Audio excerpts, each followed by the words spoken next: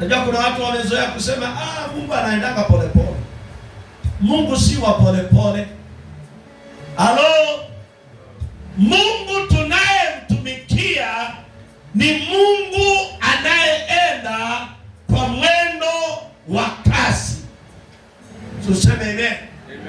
Haleluya.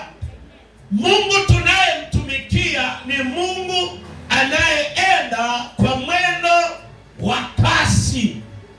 Bwana Yesu asifiwe. Haleluya. Pigia Yesu makofi jamani.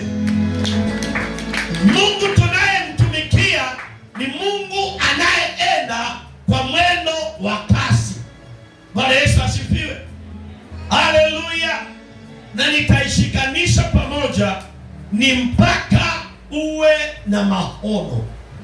Mzalie karibu na wewe, ni mpaka uwe na maono. Kwa maana tunatumikia Mungu wa mwendo wa kasi. Bwana Yesu asifiwe. Katika kitabu cha Zaburi 84 verse 7. Psalms 84 verse 7. Zaburi 84 verse 7. Hii inaongelelea ya kwamba Mungu wetu ni wa viwango. Bwana Yesu asifiwe. Mungu tunayemtumikia ni wa viwango. Tusomee kama kuna mtu amefika pale. Kuendelea kutoka nguvu hadi nguvu. Kuendelea kutoka nguvu hadi nini? Nguvu. Kuonekana Sayuni kila mmoja mbele za Mungu. Kuonekana Sayuni kwa kila mmoja mbele za Mungu. Bwana Mungu wa majeshi. Bwana Mungu wa majeshi Uyasikiaye maombi yangu. Anayesikia maombi yangu. Mungu wa Yakobo usikilize. Mungu wa Yakobo usikilize. Amen. Katika kitabu cha Habakkuk 2 verse 1 and 2. Habakkuk chapter 2 verse 1 and verse 2. Mimi nitasimama katika zamu yangu. Mimi nitasimama katika zamu yangu. Nitajiweka juu ya mnara. Nitajiweka juu ya mnara.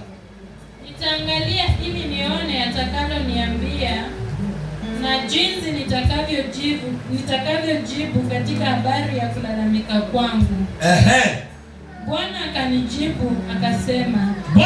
akanijibu akasema, iandike jozi ukaifanye iwe wazi sana katika vibao, ili aisomaye apate kuisoma kama maji. Amen. Habakkuk anasema nini? Point number 1. Tunatumikia Mungu anayeenda kwa mwendo wa kasi. Maandiko yanasema katika Habakkuk, andika chini maono yako. Bwana Yesu asifiwe. Ndio uweze kukimbia nayo. Bwana Yesu asifiwe. Tunapotumikia Mungu ambaye anayeenda kwa mwendo wa kasi, ni mpaka ujue ya kwamba ni mpaka uwe na maono kwa ajili ya kumtumikia. Bwana Yesu asifiwe. Na Habakkuk anasema andika chini haya maono. Kwa nini? Kwa ajili ya kukimbia na hayo maono. Bwana Yesu asifiwe. Mungu huwa anatembea nasi katika yale maono tuliyo nayo juu ya maisha yetu. Na ni mpaka uandike haya maono uliyo nayo katika maisha yako. Huyaandike kama kibao, huyaandike na uyaweke, na mtu yoyote ukute ya kwamba anaweza soma akipita. Kwa nini? Kwa maana Mungu huwa anatembea katika yale maono tuliyo nayo katika maisha.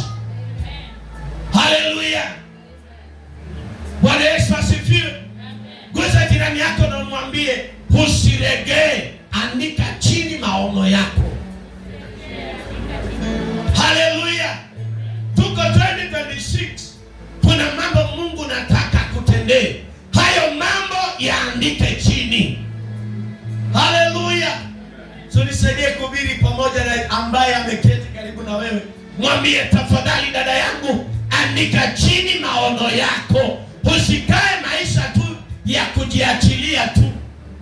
Usiishi kusaidia watu kuishi. Andika chini juu ya maono yako. Bwana Yesu asifiwe. Habakuku, hebu rudia mstari wa pili. Habakuku 2. Bwana akajibu akasema, iandike jozi ukaifanye iwe wazi sana. Iandike jozi na ukalifanye iwe wazi. Kwa nini uiandike na iwe wazi? Ndio tukute ya kwamba tunaweza soma. Bwana Yesu asifiwe. Usiwe mshirika ambao hauna maono. Kuwa mshirika ambao ako na maono. Bwana Yesu asifiwe. Hayo maono ambayo uko nayo, Bwana anakupatianga grace ya kukimbia katika hayo maono. Iwe ni wito, iwe ni kazi, iwe ni mlango Mungu amefungua, kuna grace Mungu anaachilia ya kukimbia katika hayo maono. Pigia Yesu makofi jamani. Haleluya. Kuna neema Mungu anakupatianga wakati uko na maono. Ishi maisha ya maono, kwa maana kuna grace ya Mungu ya kukusaidia katika hayo maono. Bwana Yesu asifiwe. Sina kazi lakini ninaandika chini, ninahitaji kazi ya namna hii na ambayo itakayonisaidia katika hayo. Katika hiyo kuandika, Bwana anatumianga hiyo maono ulio nayo, na ndio anafungua njia na anaachilia grace katika hiyo vision ambayo uko nayo. Bwana Yesu asifiwe. Haleluya. Ishi maisha yaliyo na maono mama. Mzee, ishi maisha ambayo yako na maono. Sina shamba lakini namwamini Bwana. Ninaandika haya maono. Sina pesa ya kununua shamba lakini nitaandika chini ya kwamba nahitaji shamba kwa ajili ya kujenga na kwa ajili ya familia yangu, na ninajua Bwana atatimiza, kwa maana Mungu wetu tunayemtumikia yeye ni Mungu mwenye kasi. Haleluya. Guza jirani yako na mwambie, Mungu wangu ni Mungu anayeenda kwa kasi. Haleluya. Atutumikii Mungu anaenda pole pole. Tunatumikia Mungu anayeenda kwa kasi. Bwana Yesu asifiwe. Point number 2. Haleluya. Mungu ni mpaka uwe na ushirika na Mungu. Bwana Yesu asifiwe. Point number 2. Ni mpaka uwe na ushirika na Mungu. Na ukiwa na Mungu, omba neema ya mkono wa Bwana uwe juu ya maisha yako. Hii utasikia nasema hivi, omba Mungu neema, mkono wa Mungu uwe juu ya maisha yako. Haleluya. Omba Mungu mkono wake uwe juu ya maisha yako. Bwana Yesu asifiwe. Wafalme wa kwanza mstari wa 18 mlango wa 18. Wafalme wa kwanza mlango wa 18 mstari wa 40 inaongelelea juu ya Elisha. Bwana Yesu asifiwe. Juu ya Elisha, mkono wa Bwana ulikuwa juu ya Elia. Na ulipokuwa juu ya Elia, maandiko yanasema kwamba alikimbia kwa mwendo wa kasi akafika mbele ya Ahabu. Bwana Yesu asifiwe. Mkono wa Mungu ukiwa juu ya maisha yako, kuna mambo utayafanya haleluya, na watasema kweli kuna Mungu katika huyu dada, kuna Mungu katika huyu ndugu. Kwa nini? Kwa maana mkono wa Bwana huko juu ya maisha yako. My sister, my brother, omba neema kwa Mungu, mkono wake huwe juu ya maisha yako. Amen. Kama kuna kitu unastahili kupigania, si Mungu, mkono wake huwe juu ya maisha yako. Haleluya. Bwana Yesu asifiwe. Point number 3. Mkono wa Bwana ukishakuwa ndani ya maisha yako, ni mpaka kuwe na hiyo intimacy, kukuwe na huko kuingiana, kukuwe na hiyo urafiki, kukuwe na hiyo umoja, kukuwe na huko kutembea kwa umoja. Bwana Yesu asifiwe. Point number 3. Omba neema ya Bwana iwe, Roho wa Bwana awe juu ya maisha yako. Kuna mtu hajasikia? Omba Mungu Roho wake Mtakatifu awe juu ya maisha yako. Haleluya. Kwa nini? Ukiwa na Roho Mtakatifu wa Mungu utashinda. Kuna mtu hajasikia? Ukiwa na Roho Mtakatifu wa Bwana, kuna mipango walioipanga kinyume cha maisha yako utakanusha. Kwa maana maandiko yametuambia nini? Roho wa Bwana anatuombea na kugua kusiko tajika. Yes. Amen. Anabadilisha anga ya maisha yako, anga ya maisha ya kikazi, anga ya maisha ya kihuduma. Roho wa Bwana anabadilisha, na anabadilisha akiwa ndani ya maisha yako.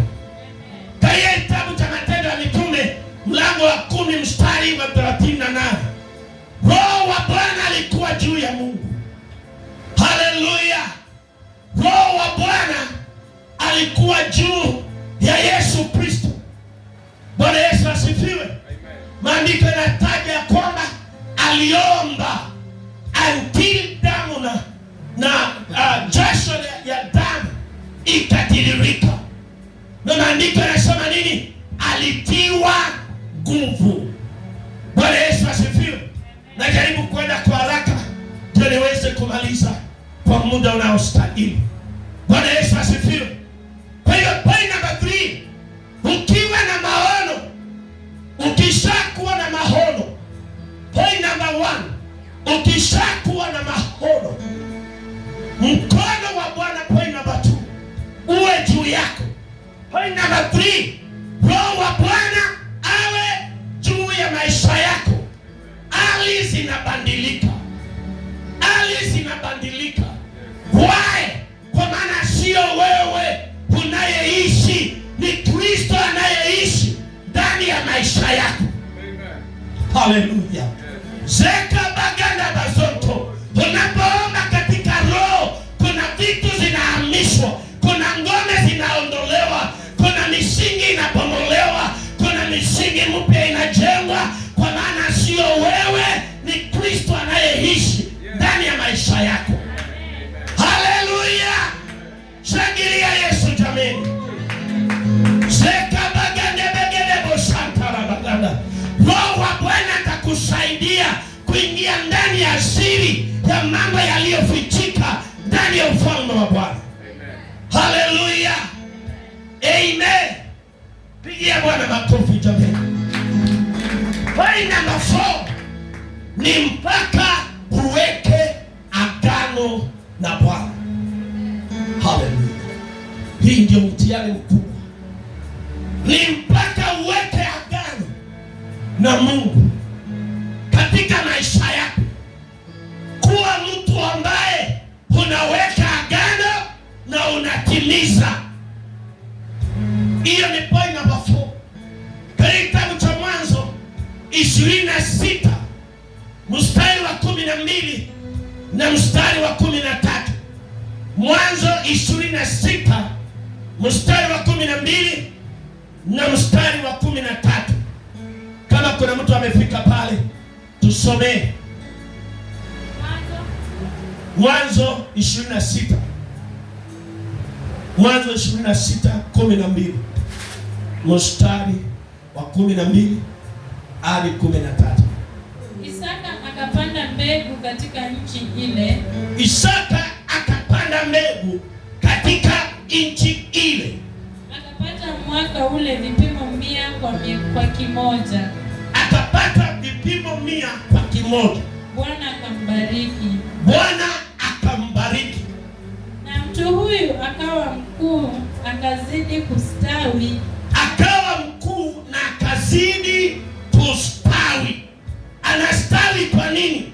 Kuna agano aliyoweka na Mungu. Kuna agano aliyoweka na Bwana, ndio inamfanya astawi. Wakati alipopanda, alipanda wakati jua ilikuwa inawaka. Watu wanamwangalia, wanamwambia wewe unapoteza wakati, lakini hakukufa moyo, kwa maana aliweka agano na Bwana. Hiyo agano ikamsaidia akapata baraka maradufu. Bwana Yesu asifiwe. Ishi maisha yaliyojaa mahono, usiishi maisha ya ukawaida. Bwana Yesu asifiwe. Hiyo point namba 4, weka agano na Bwana. Maandiko yanasema nini katika Samueli? Maandiko yanasema kwamba Ana akamuomba Bwana, akaweka nadhiri na Bwana, akaweka agano na Bwana. Utakaponipatia kijana, utakaponibariki, unipatie mwana ambayo ni kijana, naye nitampeana kwako. Akaweka agano na Mungu. Maandiko yanasema nini? Siku ile, usiku ule, Bwana akambariki, akajiwana na mumeo, akapata mimba. Alipopokea mimba, maandiko yanasema kwamba ikafika majira yake kuleta ile agano mbele za Bwana. Alipomleta Samueli kwa kuhani Eli, akampeana. Maandiko yanasema kwamba Hana akapata watoto maradufu. Kwa nini? Kwa ajili ya agano. Unapoishi maisha ya maono, jua ya kwamba Bwana amekutunikia neema, ni mpaka usonge mbele katika maono. Haleluya. Bwana Yesu asifiwe. Tunapostawi na tunapofaulu, tunafaulu kwa ajili ya agano. Bwana Yesu asifiwe. Mimi ni mfano. Nilikuwa naondolewa duniani, lakini nikamwambia Bwana, utakaponipatia nafasi tena, nitakutumikia, nitahubiri, nitaelezea watu wako juu yako Bwana. Na nikamwambia Bwana, niokoe. Bwana aliniokoa.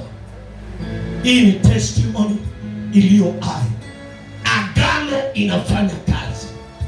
Ukinibariki, nitakupatia. Ukinitendea, nami nitakutendea.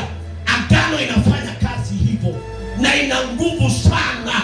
Inafanya hata majira sio ya kubarikiwa, unabarikiwa. Wakati uchumi umepanda juu, kwako hausikii uchumi. Kwa nini? Kwa maana kuna agano uliyoweka na Bwana. Bwana Yesu asifiwe. Acha nikupatie hii testimony na then nimalizie pale. Napenda sana kuhubiri na mifano. Siku ya corona tulikuwa na njaa. Na kulikuwa na njaa mapema. Kwa maana tulikuwa tunakutana, hakukuwa na sadaka, hakukuwa na chochote. Ndio maana tulikuwa shule ilikuwa alingumu sana. Leo sijalipa miezi 9. Mwezi wa 9 hatuna chakula, hatuna nini na tujui tutafanya nini. Lakini nikamwambia Mungu, shule niita kwa hii kazi, ninajua Mungu utaifanya. Then tukapigiwa simu na mwenye shule akasema kwamba ananitaka anione. Kwanza alipiga simu ya kwanza sikuchukua. Akapiga ya pili sikuchukua.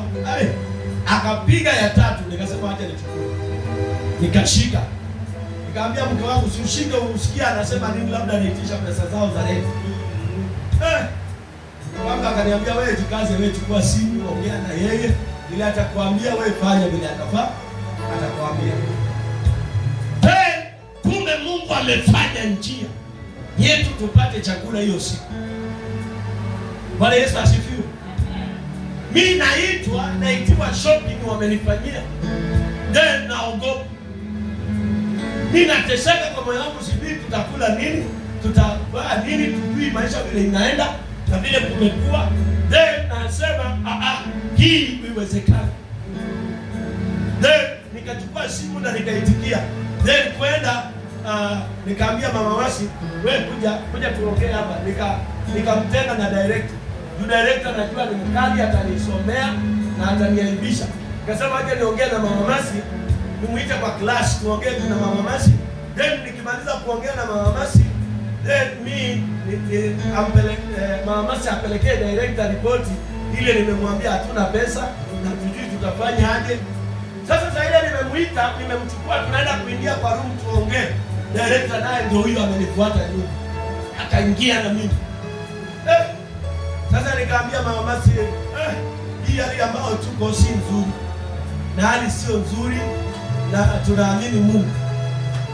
Nikaongea story mingi. Kaniambia basi tulikuwa tumekuita. Tumefanya shopping tukupatie. Na tunataka utuombee hii shule isifungwe. Hii shule hatutaki ikifungwa. Wakati wa corona shule mingi zilifungwa.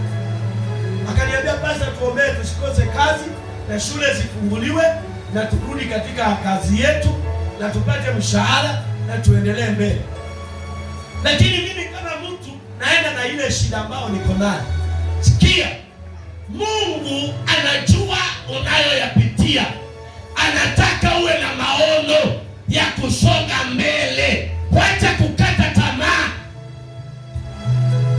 Bwana Yesu asifiwe. Ndio wakatufanyia shopping, nikawaombea na nikaambia Mungu hii shule itafungwa na shule zifunguliwa haraka. Shule ilifunguliwa haraka. Bwana Yesu asifiwe. Ndio wakaniambia basi hii wakati ambao tuko hiyo rent tumesimamia usikwenda na wasiwasi. Ndio nikasikia ndani ya moyo wangu kuna Mungu ninayemtumikia. Kuna Mungu anayefanya kazi. Kana watu vizuri, kwa maana kesho yako iko mikononi mwa watu ambao Mungu amekuwekea. Bwana Yesu asifiwe. Na usikae maisha tu ya ndee. Kama maisha yaliyojaa maono ya kusonga mbele, kuingia katika utukufu ambao Bwana amekuita. Tusimame kwa miguu yetu. Haleluya. Amen. Na ujue Mungu wetu ni Mungu mwenye mwendo wa kasi. Yeye anajua vile ambavyo anaweza fanya njia ya maisha yako kuinuka. Yeye si mregevu. Mungu wetu ni Mungu mwenye speed. Na anaenda na speed ambayo watu wakiangalia wanasema ule mkono wa Bwana. Huyu dada sio yeye peke yake. Mkono wa Mungu uko juu ya maisha yake. Haleluya. Nataka tu muombe Bwana na mwambie Bwana, kuanzia leo ninataka kuishi maisha yaliyojawa na maono. Nimejua wewe ni Mungu unayeenda kwa mwendo wa kasi. Wewe ni Mungu usiyezimia. Wewe ni Mungu usiyebadilika.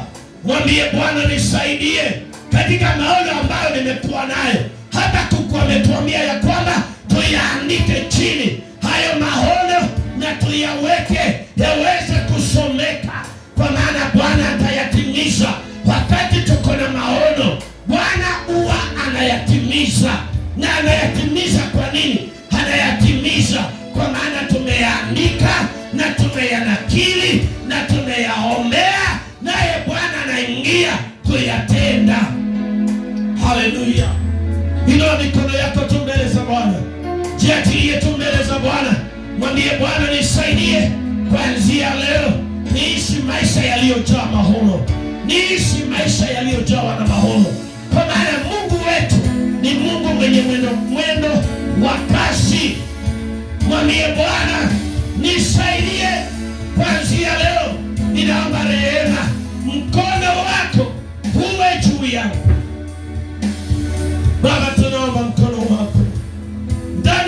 huduma hii na ndani ya wamama, ndani ya wazee, tunakusihi Bwana, mkono wako ukawe juu ya maisha yetu kuanzia leo.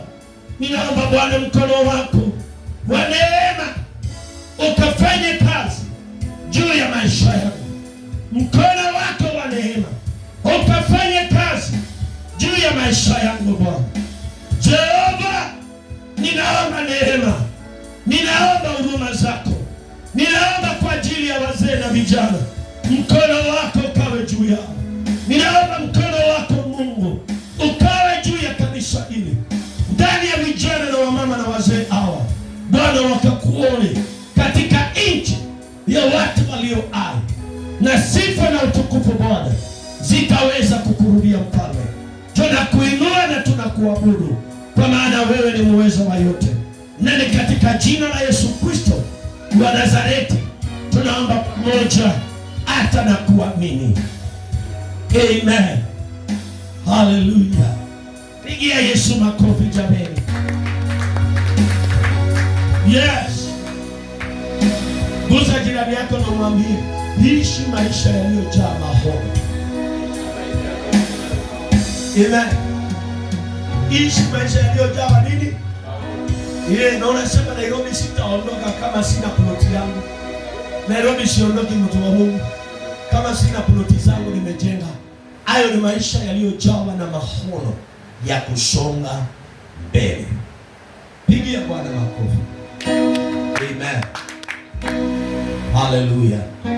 Tuishi maisha yaliyojawa na mahono, na ujue ya kwamba Mungu wetu ni Mungu mwendo